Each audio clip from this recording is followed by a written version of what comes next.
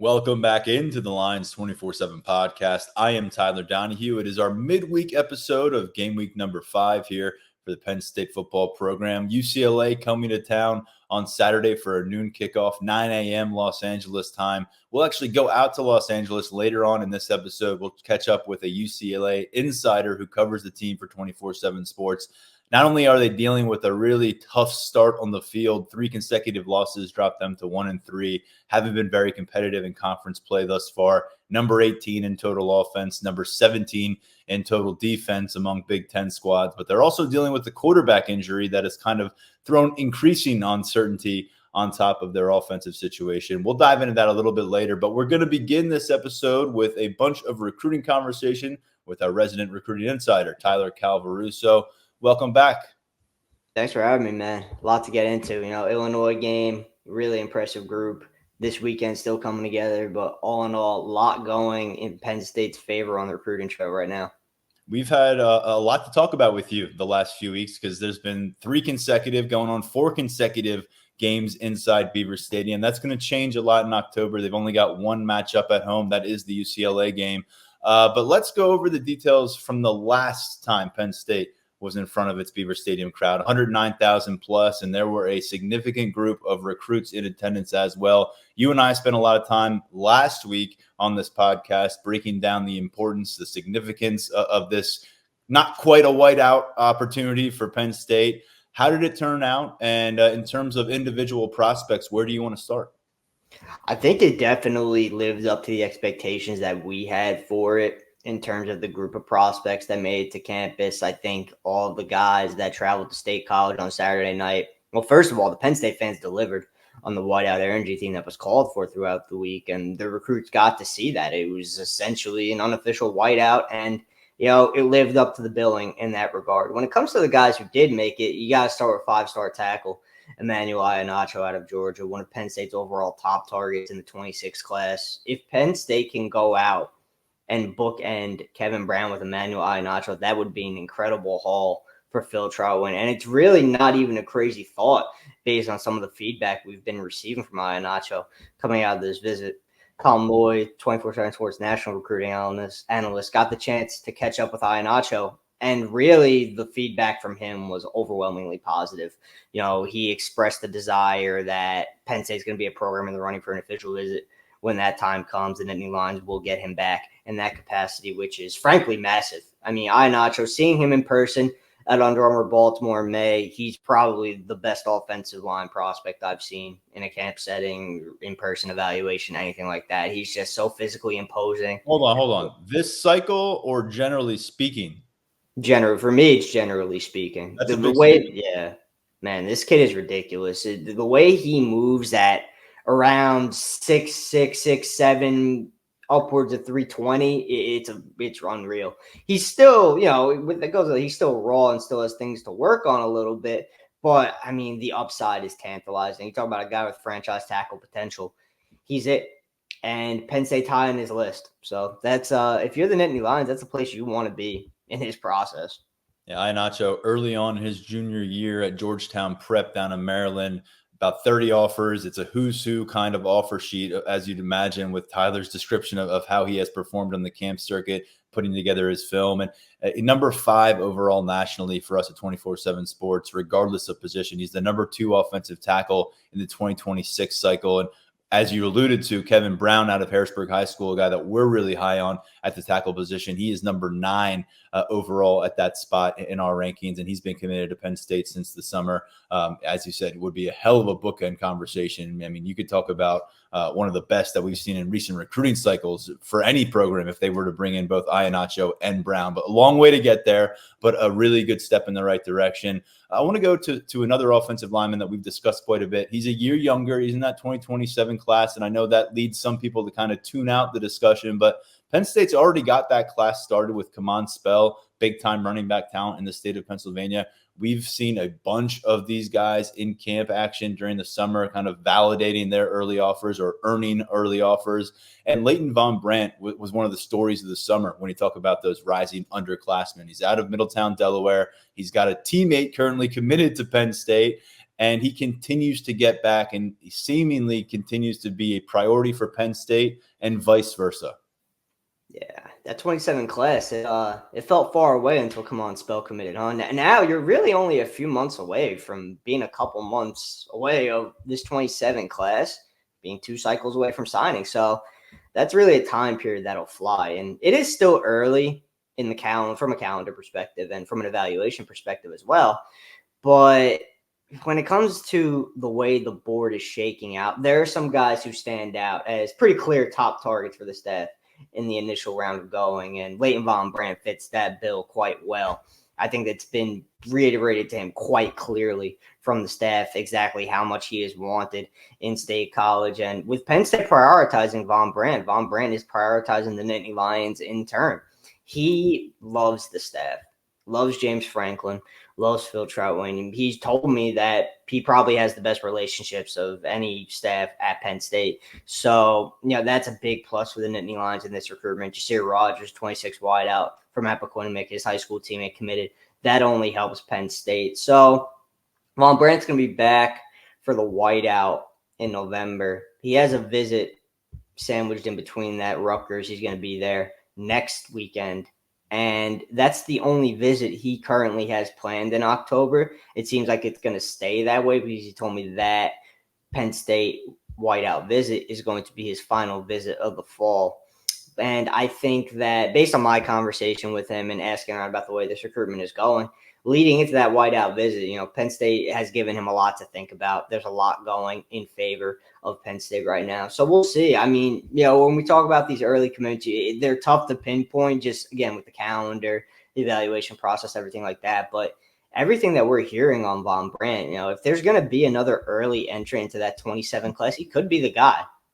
Yeah, I agree with you. And that was coming off a couple of conversations with him, during the summer before he even got back to Beaver Stadium. I know that he had said the whiteout was really a dream of his to attend, maybe someday play in. He got a chance to do that, 5 or 6 weeks earlier than he anticipated because he will be at that November 9th game against Washington, as you referenced. But I'm with you, just picking up on some of the conversations he's had with me, with others in the 24/7 Sports Network, and knowing how Penn State feels about him. They certainly seem to be in the driver's seat right now. And we'll see if this is maybe one that comes together earlier rather than later in that 2027 cycle. Let's bring it a little bit closer where the pace is accelerated in the 2026 class. We've seen Penn State really build things out there. A lot of in-state flavor. Harrisburg is well represented with Messiah Mickens at running back and Kevin Brown at offensive tackle, each committed to this class. And Elias Koch was back on campus, back-to-back trips to Beaver Stadium. He's not quite done with his recruitment yet, but he's getting some more information about Penn State after a couple of trips to campus. He's got a lot of personal connections to the program in the form of those commits. He's been on the radar a long time, got his offer in the summer of 2023 during the 7-on-7 tournament. So what do we need to know about Penn State, Elias Koch, and maybe what comes next for a player who's considered the number 64 wide receiver nationally?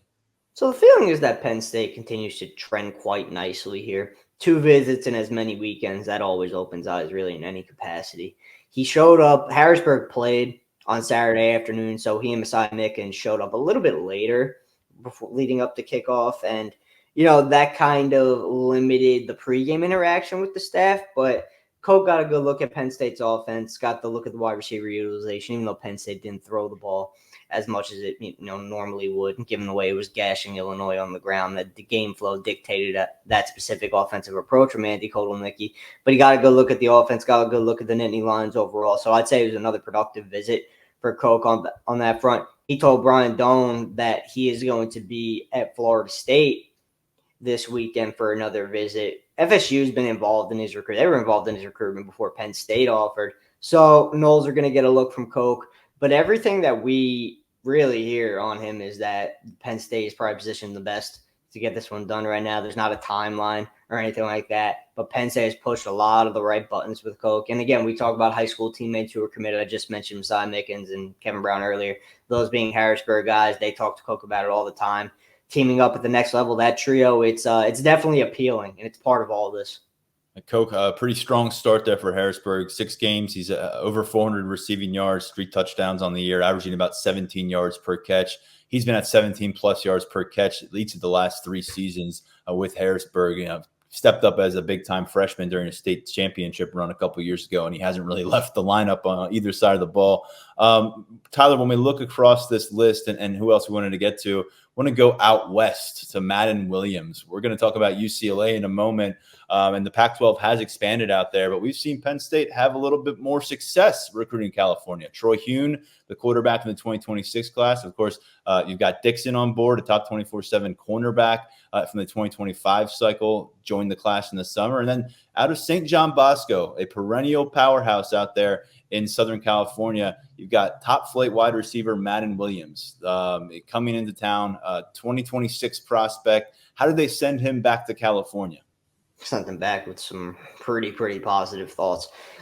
These past couple cycles, one thing I feel like I've picked up on is really more than any other demographic. You get the California recruits that you want to campus. You seem like you're going to have a legit shot with them because a lot of them have values that align with Penn State and they align with what Penn State is looking for out of prospects. I think Madden Williams falls into that category.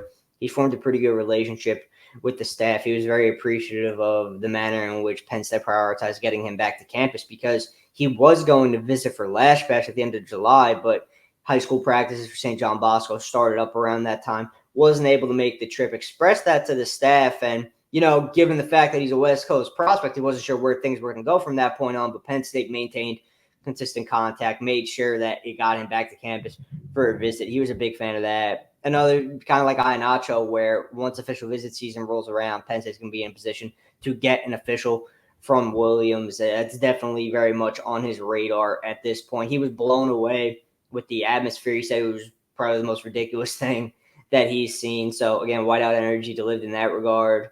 And he really liked the way Andy Kotelnicki called the game. The wide receivers, again, they were what they were in terms of their numbers and the targets that went their way. But he liked seeing Kotelnicki take the approach that he took. And anytime that Williams could get out to Penn State, if the schedule works for him, it's something that he's going to do. That happened on Saturday night, and Penn State just continued to help itself in this recruitment. If we were doing a stock report, Penn State would be stock up on Williams right now for sure. All right. Interesting to follow out in California, a little closer to campus. We're going to finish out with 2 more names that were in town on Saturday, both of them in that 2026 class. We'll begin with Jacob Weatherspoon out of Avon, Ohio. He made his trip. He's the number 15 athlete nationally in our rankings at 24/7 Sports. And you look at the composite, he's actually a top 200 overall talent. Talk us through Weatherspoon's recruitment with Penn State and where he lands on the positional target board. Penn State, he's definitely up there on that board for Terry Smith, so that's for sure in that regard. But cornerback is where we're looking. Yes. Penn State is going to have to fight off Ohio State in this one. Buckeyes are the crystal ball favorite right now. Anytime Ohio State's pushing for an in-state guy, it's a stiff challenge. But Terry Smith has done a really good job building this relationship with Weatherspoon dating back to May when Penn State offered. He visited 10 days after he first got his Penn State offer. That went well. Made it back to camp for the staff during the summer, so really solidified himself as one of Terry Smith's top guys on the board at that point. And then another deal where he was going to visit for Lash Bash, had some high school stuff going on, wasn't able to make the trip, gets back for the Illinois game, and things continue to go well. So we'll see where exactly this recruitment starts to trend. I think as the year goes on, we might get a better idea. But if there were 2 standing out to Weatherspoon right now, it would probably be Penn State and Ohio State. I'd still give Ohio State an edge for a couple of different reasons. The in-state appeal. He's got some good relationships at Columbus, but Penn State fighting really hard here, and they're in the thick of this race. Terry Smith has them right there. When you go back a few cycles to LaSalle College High School near Philadelphia, you had a chance to follow Abdul Carter's recruitment, and he was a big-time player. Penn State was coveting him during the stretch of that recruiting cycle. They end up adding him. A year later, he's a freshman All-American. Well, there's another player that we've been paying close attention to there lately in Joey O'Brien. He's a top 100 overall prospect in the 2026 rankings, I should say. And again, out of LaSalle College, a guy who can wreak havoc in some different ways, 6'3", 180 plus pounds. he was back on campus. So I know that teams like Michigan, Notre Dame, Alabama, and Tennessee have been involved here. Can you kind of tell us what Penn State was able to accomplish on Saturday with this particular prospect? And overall, where does O'Brien ultimately project on the field if he were to join Penn State's class? So if you were to play for Penn State, it would be safety. That's where the Nittany Lions like him. You're seeing him at LaSalle do it all. He's playing both ways and making a high level of impact. He's doing a really versatile piece on defense as well. He can play corner if you need him to. But Penn State likes him at safety. He was originally slated to visit Alabama for the Georgia game. It looked like that's where he was going to be. Opts to stay closer to home. Check out Penn State, which is kind of goes without saying. That's a really big positive for the staff. Anytime you get a top key in-state target to town, you'll take that win, and you'll take any momentum that comes along with getting that prospect to campus. And Penn State is staying high. And you will certainly take not having him soaking in a post-game celebration in Tuscaloosa and experiencing that. So yeah, that's a nice change of pace for Penn State ultimately. Yeah, he got to see a pretty strong defensive performance as opposed to, man, that was a hell of a game down there. But anyway, back to the point, because I could go on about that game forever. That was incredible. O'Brien he's one of those prospects where I feel you could build a class around him. He's a top 100 in-state guy. You want to keep the best players in Pennsylvania on a cycle basis. That's really the core principle of Penn State's recruiting philosophy in the region.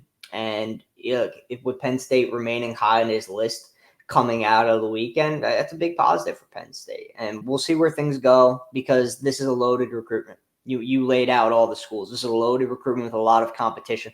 I feel Notre Dame is probably Penn State's toughest competition.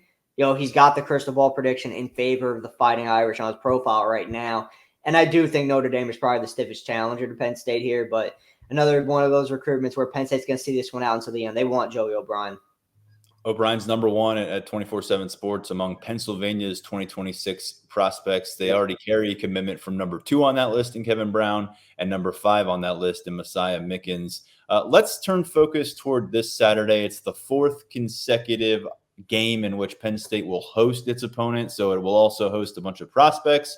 Now, I'm not going to sugarcoat it. Don't think we're expecting the same situation as a Saturday night primetime showdown against a top 25 opponent on a noon kickoff Saturday against UCLA. Part of that is guys who play on Saturday afternoon aren't going to be able to get to this one. Part of it is just doesn't carry as much clout, isn't moving the needle quite as much in terms of a matchup. But there are some notable names on the confirmed guest list, and we'll begin with the guy that we discussed very recently on this podcast and kind of the uncertainty about his situation down at Miami Central High School. That's quarterback commit Beckham Kritza. He will be back in Beaver Stadium. He will be back among the Penn State staff.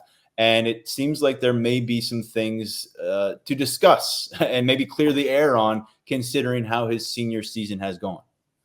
Yeah, he's expected back on campus. Was really looking like he was going to visit for the Illinois game. It's going to be the UCLA game this weekend. And, I mean, his senior season, it's been rocky. And, there's some more rumors flying around on social media right now as we speak about, where he might be playing out the rest of his senior year. That's something that we're trying to lock down on our end. But, I mean, it's a very atypical situation. It's not every day you see a Power 4 quarterback commit, get relegated to a backup role midseason. It's just not something that's common in the high school football recruiting landscape. But the fact remains, Penn State took Kritza last fall knowing that, he was more of a project than most.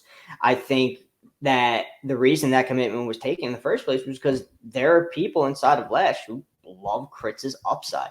They love the arm talent. That's a big thing that has been harped on really throughout this entire ordeal. They love the arm talent. They saw improvement out of him when he camped at Penn State during the summer. They saw improvement mechanically with his footwork and all that. So they do. The belief is, there's still things that could be tapped into regardless of what's taking place.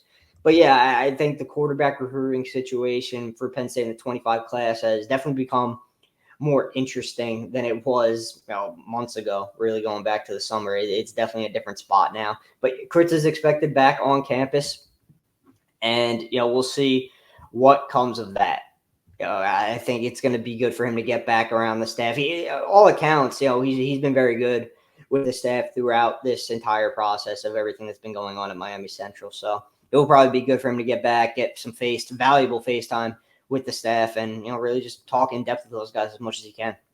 A lot of layers to that one, and we'll continue to kind of do what we can to peel them back and see what the situation looks like. Good coverage from Tyler Calvaruso, Brian Doan and company. Expect more of that as Beckham Kritze gets back to town. A couple more names I know you wanted to get to on this list, and it's a confirmation group that will come together more in the next 72 hours. We're recording here on a Wednesday morning, so all day Wednesday, Thursday, and Friday, Lions247.com is going to have updates on who's being added to this list. But 2026 linebacker in the state of Pennsylvania from Bishop McDevitt. We're going back to the Harrisburg area, and Maurice Barnes. And then across the field, Colt Lumpris out of the Lawrenceville School in New Jersey. He's a guy that we got eyes on a couple different times this summer. Super compelling. I would say probably a tight end projection at this point as an early sophomore. But at the same time, this guy's body could grow in a variety of ways. And Penn State staff could continue to work through its scouting report on him and where he ultimately fits.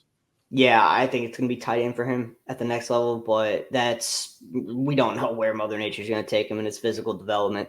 So definitely going to be interesting to follow with Lumpers, but he's a really good prospect. I've seen him in person just like you guys, and he's good, physically sound. I'd say he's probably advanced for that 27 class of the position. So quality tight end prospect making it there.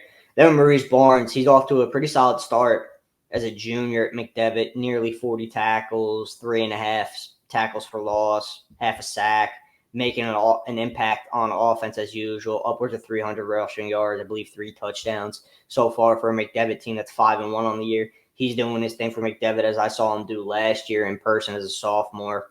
And, we thought he was going to visit in September. It didn't come together that way. He's going to be back in town this weekend. Another opportunity for him to get back around Tom Allen. That's the key relationship for Barnes in his Penn State recruitment. It's the one with Tom Allen. Those two have gotten pretty comfortable with each other since Allen took over as D coordinator. Kind of picked up where Manny Diaz left off in that regard. And then let's go over to some commits that have done really good things in the field, and another who's on the rise in recruiting rankings. And we'll continue to follow that coverage of the UCLA guest list as you get it together for us at Lions247.com. But moving forward, who were the commits this past weekend that you'd like to put a spotlight on? I know that every week you have a piece over at Lions247.com, showcasing some of those big performances. Where does that spotlight land today? Really, it's got to land on a trio of running back commits in Tyke Hayes, Messiah Mickens, and Kamon Spell. Hayes was back on the field for Aliquippa, missed a couple games with a minor injury. Aliquippa wanted to get him right for this stretch run. He returned for a matchup against an undefeated Newcastle team. Aliquippa rolled to a big-time win, and Tyke Hayes had 3 touchdowns in the first quarter, so he wasted no time. Yeah. I'm back. Yeah, no kidding. I know. And I'm not even surprised. I'm sure you're not either. That's kind of just who Tyke Hayes is. When he's on the field, and that Aliquippa backfield, him and Senior Brooks, who's a 27, who has powerful offers, I mean, God, that's tough to deal with out in Western PA. So good luck to the rest of the teams that have to deal with that for the remainder of the year now that Tyke Hayes is back at full strength. But, yeah, 3 touchdowns in the first quarter. Aliquippa pulled away quite early in that one. Hayes is a big reason why. So it's pretty evident he's back to doing his usual tricks. Messiah Mickens, he's been settling in quite nicely at Harrisburg as the year has gone on. If you look at some of the early season stat lines, you can piece it together. He was still figuring out that offense, running behind that offensive line, getting going. 156 yards on the ground and a touchdown for him in a win over Carlisle. Big win for Harrisburg on Saturday afternoon in a blowout variety. And he's trending in the right direction at the right time for Harrisburg. He's getting rolling, and with the postseason right around the corner, this is where Harrisburg wants him to be. And it's pretty evident that Mickens is a lot more comfortable now in that backfield than he was earlier in the year. And then with Spell, we talked about Hayes' performance. I mean, Kamon Spell took 3 carries in a 54-7 win over Hampton High on Friday night. With those 3 carries, he rushed for 189 yards and 3 touchdowns. So I think that's all I got to say about that. I mean, 59, 65, and 65. Done for the night. 3 touchdowns. That was it. That's about a perfect case scenario. 3 carries, go to the sidelines, get ready for next week. You get almost 200 yards. So, yeah, the future looks bright. Spell, of course, in that 2027 class. So he's got a lot of high school ball to play. the other two running backs there, Tyke Hayes and Messiah Minkins in the 2026 cycle. So we'll get a chance to see them down there. I'm sorry, Minkins 2026, Hayes 2025. So 3 different cycles there. Do I have that right, Tyler? I don't want to. No, you got it. Yeah. So 3 different cycles represented with 3 standout performances, and it's kind of been par for the course with Jaywan Sider. Tyler, let's finish out this commitment recap with a note on Lavars Arrington II, the son of the former Nittany Lions legend, plays his high school ball out in California, committed to the Nittany Lions this summer, and recently received a fresh 4-star status from 24/7 Sports. Can you explain why this took place? Now, going back to the summer when the 24/7 Sports team saw him at a passing camp, you saw the athleticism on display, dropping in coverage from his linebacker position, which is the position Penn State has recruited him to play. But strong start to his senior year, and that senior year tape has given a real look at what Arrington II is as a player in terms of his complete skill set, because he's got that pass rushing ability coming off the edges and outside linebacker. He's still doing his usual thing at linebacker. All of that combined with impressive measurables and impressive athletic markers, him meeting all of those markers, play into this 4-star bump. And our guys even think he's in the conversation for a potential spot in the top 24/7 when it's all said and done. So I wrote about it yesterday. When this commitment happened, a lot of the attention, at least nationally, was always the son of Lavars Arrington. So, Arrington name's going to continue on at Penn State. This is pretty cool. Inside of Lash, it was always more than that. They always viewed him as a very high upside prospect who could do a lot of good things in that defense. And you're seeing it with his senior year. He's delivering. And if you're a Penn State fan, you should be excited about what Lavars Arrington II brings to the table, because I think he's going to be a really good player at the next level with the way things are going. Before we shift our focus toward this UCLA team that's coming to town, I want to close with you here, Tyler, on what Penn State fans really need to know about October recruiting plans for Penn State. It was pretty clear in September it was going to be heavy on the home games. You had 3 of them in September. You also had a bye week in September to hit the road. What do we need to know about these next 4 weeks as Penn State navigates its way? And by the time we come up for air after October, we're going to be about 6 weeks away from that national signing day in December. Yep. Well, there's going to be another bye week, so you're going to see Penn State's coaches out in full force on the road. And it's a little different this year with the 2 bye weeks. That first bye week, it wasn't as hectic or busy as a bye week typically is, especially with a limited number of evaluation days compared to the past. But Penn State staff will be out on the road during that bye week. And, beyond that, they're going to continue working the flip front. There are many flip targets still on the board in that 25 class. And they're going to look to continue building with the underclassmen. We mentioned that they did a good job with a lot of the guys who were on campus throughout September. The goal is to continue building with those guys. It's not just about hosting them for good visits. It's about building beyond that, especially with the 26s being you could contact them directly. So,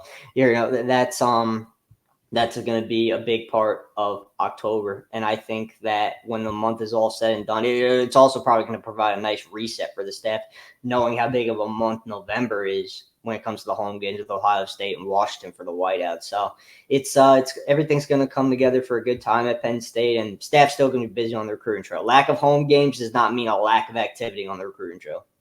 All right, good stuff. Plenty of coverage coming your way throughout the month of October. A few more podcast appearances along the way as well from Tyler Calvaru. So, Tyler, we appreciate it. Hopefully everyone follows your coverage as Penn State gets ready to pack Beaver Stadium with as many prospects as they can. And then what we're hearing about that experience afterwards on Saturday night into Sunday. Thanks a lot. Thanks, man.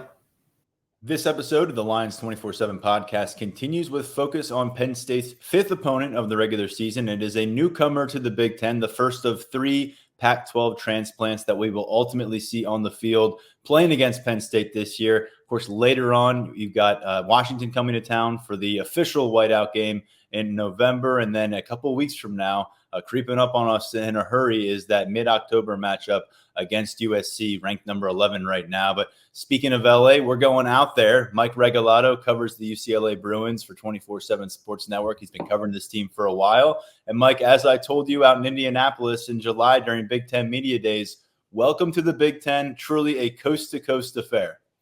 Thank you very much. Thank you for having me. It is quite bizarre trying to not only learn several new teams, but also getting on board with the Eastern time zone. Really really wasn't a problem when the Pac-12 was intact. It's some getting used to it. I know on your end, UCLA far and away logging the most mileage of any team in the Big Ten this year as they get their introduction to the conference. And it has been a rough go thus far. I think that was somewhat anticipated and based on our conversations this summer. But at 1-3, it's been a struggle for them to be competitive in some of these matchups thus far. They beat Hawaii on the road by 3 points, did not cover the spread in that one, came home with a win, fell to Indiana at home 42-13, went and played LSU. Obviously, that's a tough matchup, lost 34-17. And then they're coming off a Saturday loss to Oregon 34-13. That one was in Pasadena. So 0-2 thus far. This will be their first Big Ten road trip, and it happens to take them to Beaver Stadium. So what do you make of the timing of this matchup for UCLA? And can you kind of set the stage by telling us what it's looked like through those 4 matchups? Well, one good thing is that this is the last of 3 games against ranked opponents. So UCLA fans knew that this 3-game stretch was going to be tough, and sure enough, it has.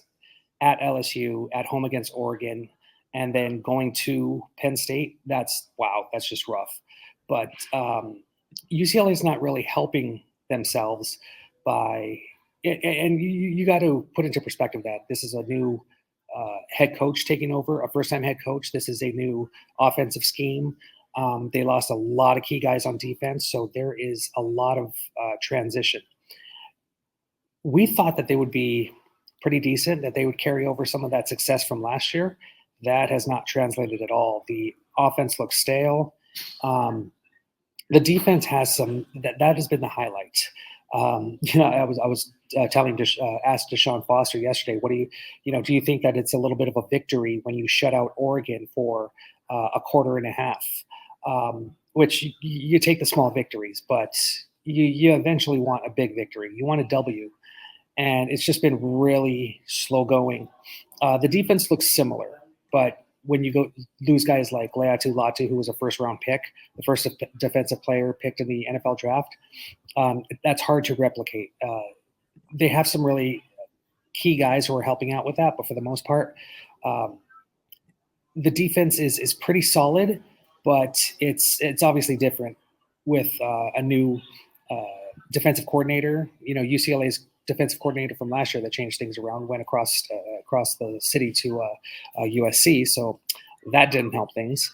The offense, it's just it was funny. Even in that LSU game, they described how Eric Bieniemy's play calling is set up, and same call, they had like a simple college phrase for it. It was like 2 words long. Then they put Eric Bieniemy's sentence up there, and it's like, wow, that is a lot. Not only do you have to learn this new offense, but you have to learn how to call it, how to get your guys in rhythm with it. And so it is a lot. And it also doesn't help that UCLA's offensive line is not doing a great job of protecting Garbers, who did get hurt this past weekend. He has like a right ankle issue, and apparently he's been in a boot. He's a game-time decision, I would assume. But yeah, things are just not going well right now. Well, I want to touch on a few different points that you made. First off, people might hear that Eric Bieniemy, he's UCLA's offensive coordinator. Yes, he's UCLA's offensive coordinator. Yeah, he was really recently one of the hottest names, among those NFL assistants, and he got a bunch of head coach interviews all that time with Patrick Mahomes and Andy Reid with the Chiefs. Last year, it didn't work out for really anybody with that Washington Commanders franchise. He ends up at UCLA, but I want to go back to the big domino that fell in February that caused a lot of the where you're at as a staff at UCLA, and additionally maybe where you're at on the field as the Bruins program. And that's that Chip Kelly departs his head coaching position at UCLA. And you look at the last few years, 8 wins in 2023, 9 wins in 2022, 8 wins in 2021. It wasn't so pretty the first 3 seasons for him out there, but getting bowl appearances on a consecutive basis there. He departs. He becomes Ohio State's offensive coordinator. Within the same conference, going from head coach to OC, first off, was this an anticipated situation where Chip Kelly was just finding a reason to get out of town? And ultimately, the timing of that happening in February, him going out and within the conference, how did that maybe set UCLA back for their debut Big Ten season? Yeah, it was praised, but also a lot of fans thought that the change should have come a lot earlier. They thought the change should have come from the athletic director, Martin Jarman. He should have pulled the trigger and fired him after it was the third to last game, I believe it was. I think it was a loss to Arizona State, where at home, and fans were like, what is happening here? How can you not beat Arizona State? He buys himself some time beating USC pretty badly with Caleb Williams led USC team. And so there's a little bit of like, okay, well, maybe he's showing that he can at least beat USC, but that was a bad USC team. And then they get run off the field by Cal. That was not a good series of events. So a lot of people thought that he should have been fired close to the end of the season. But guys go to the NFL. D'Anton Lynn goes to USC. That angered a lot of UCLA fans. The fact that they didn't have money to give D'Anton Lynn what he was asking for because he turned around that defense. Pretty much Chip Kelly's offense was the one thing that kept UCLA afloat. And now finally they have this good defense, but the offense is lackluster. So it was just a bad all these circumstances coming together was just bad timing. And it was also really bad timing that, Chip Kelly, it seemed like he was like kind of ready to get out of town. You know, there was no more love from the fan base, and it was just a rough situation. You know, recruiting wasn't going well. Dante Moore takes off kind of in a huff to Oregon. He leaves UCLA as a backup quarterback to be a backup quarterback at Oregon, which is actually a better situation. But yeah, it was not a good situation, and it just seemed like, and I'm not speaking for Chip Kelly, but it seems like, you know what, I could do better somewhere else. And I get it too. When he had his first presser with Ohio State, he says, you know, all I have to do is, you know, just worry about the offense, and that's kind of a dream job. You don't have to. You're up there, you know, not the head coach, but you're the offensive coordinator, and all you have to do is put all these players in great position to succeed. He has 4- and 5-star players, which he just didn't get at UCLA, which is mostly his fault. But now, I mean, who can say no to that? Just want to make people aware you're at a hall on the campus at UCLA right now. If people hear some background noise, sorry about that. They're not concerned about you getting attacked in your home or something to that nature. No. You mentioned that Ethan Garbers is I guess at best questionable for this matchup. He's been the quarterback for UCLA.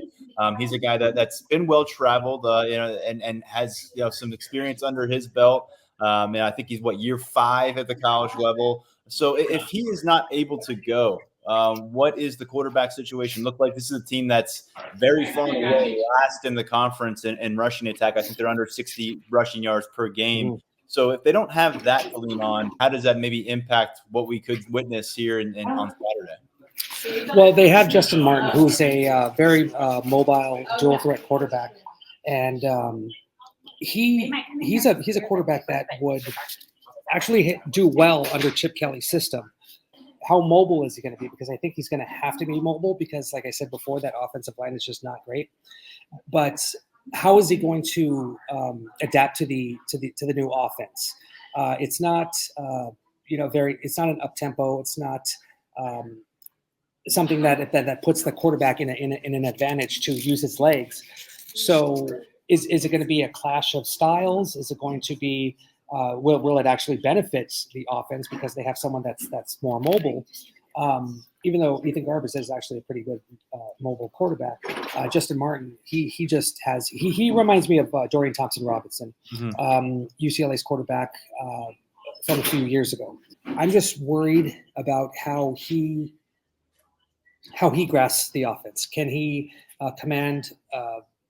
Take control of the play calling? Can he take command of the offense and leads the receivers and running backs, put them in a position to be successful. So that's the one thing I'm worried about. Other than that, I mean, if Eric Bieniemy uses Justin Martin's talents to his advantage, I think that could be very successful. But you're going against Penn State, which is, I think, top 6 total defense in the country. That's going to be a huge test to overcome. So even if he is successful, that's a huge hill to climb. Yeah, I was going to bring up that Justin Martin has attempted 5 passes in his career. So it would be a major introduction to Big Ten college football if he's starting on the road against this particular Penn State defense, of course, as well. Within this offense, are there guys that have the ability to swing momentum, to come up with the big play? Who are they? And what's kind of been the big Achilles heel thus far for this offense?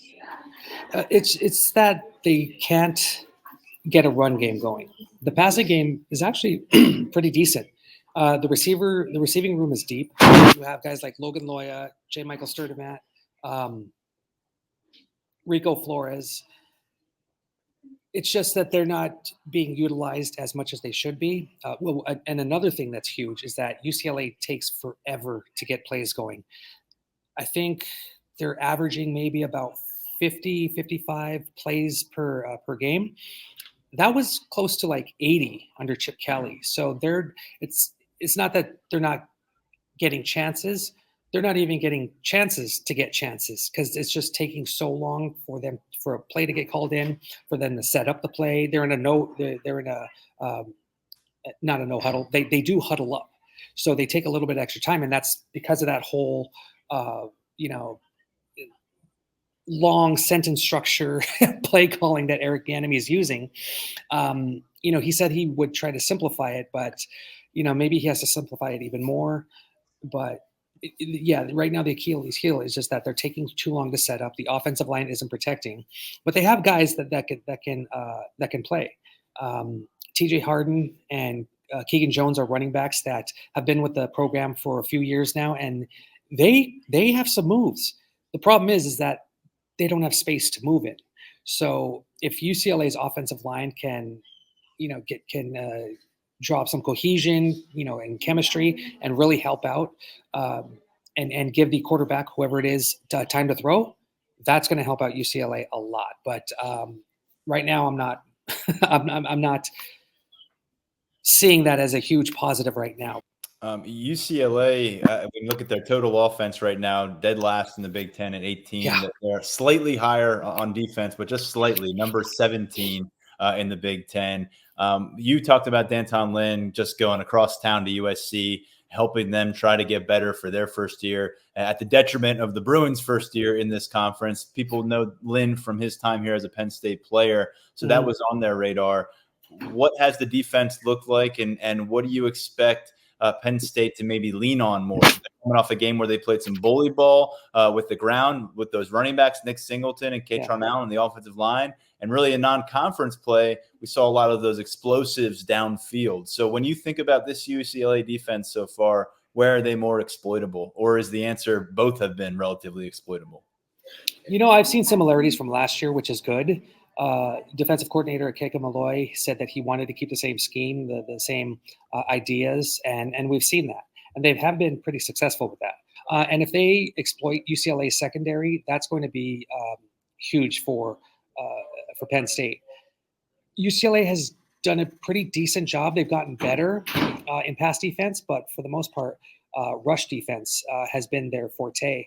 And it's been actually pretty decent. And by decent, 34th in the nation, rush defense for UCLA. That's pretty good for this team. That's bad for what we've seen the last few years. Like they have been, despite the defense not being great, run defense has been actually pretty good the last 4 or 5 years. So it's good to see that at the very least, UCLA is 34th in the nation in run defense. But they're going against Penn State, who really knows how to run the ball. Just a very good offensive line. UCLA logged, I think it was 5 sacks and 11 tackles for a loss against Hawaii in Game 1. They have not collected a sack since then. So they need to figure out ways to pressure the quarterback, to take him down, really, disrupt the offensive play. But I'm not holding my breath. It's hopefully, they study the tape and figure out ways to try to get through. But, one or two sacks would be fantastic, but that's kind of below, that's substandard for what UCLA did last year. Appreciate the update there from Los Angeles. And let's finish with your forecast here. Admittedly, relatively early in the week, but how do you see this one playing out for UCLA at Penn State? And as things stand, where do you see the score landing? I think it's just going to be rough for UCLA. They show flashes of greatness, not a lot, but they showed flashes against LSU and Oregon this past week. Indiana just completely shut them out. I am in awe of what Kirk Cignetti has done over there at Indiana. But since then, that was game 2. Since then, game 3 and 4, there's been some flashes, but I don't think it's going to be enough to go into Beaver Stadium to try to combat that crowd and just the greatness that is on the offensive and defensive side of the ball for the Nittany Lions. So with that being said, I think UCLA, I think they're once again going to rely on their kicker. So I think it's going to be 38 Penn State, 16 UCLA. All right. We appreciate the pick here. Midweek pick from Mike Regalado, who covers UCLA for 24/7 Sports Network. Eventually, we'll repay the favor. We'll get out to Los Angeles for a matchup out there. We'll do, it's our duty now as Big Ten reporters to go out in sunshine in the fall. So we'll take it. Out to USC next week. So an interesting double dip kind of with the newcomers here. Mike, appreciate your perspective. Good luck with your coverage this week leading up to the matchup. Thank you very much. Take care. Have a good night. That's going to do it for this episode of the Lions 24/7 podcast. Before Mike, we had a great recruiting breakdown with Tyler Calvaruso about what Penn State accomplished last weekend with its not quite whiteout setting, and then what they're looking to accomplish this weekend with the 4th consecutive home game in Beaver Stadium. Again, this will be the last game in Beaver Stadium until a November 2nd matchup against Ohio State. So their only chance to get prospects on the campus for a matchup here in the month of October. A lot more coming your way at Lions247.com. We're back on the practice field Wednesday evening, followed by a press conference with James Franklin, our usual media scrum that we get with him afterwards, along with some players. So a lot of updates coming your way on Wednesday night. And then Thursday, Friday, continuing coverage for UCLA matchup as the recruiting list grows, as we get more intel about Nittany Lions developments. And then come kickoff, we'll have you locked and loaded at Lions247.com. One more episode before then. Mark Brennan, Daniel Gallen will join me for a Thursday show, and then we'll break down our predictions and what we saw on the practice field. But for now, stepping aside, I'm Tyler Donahue. This has been the Lions 24/7 podcast.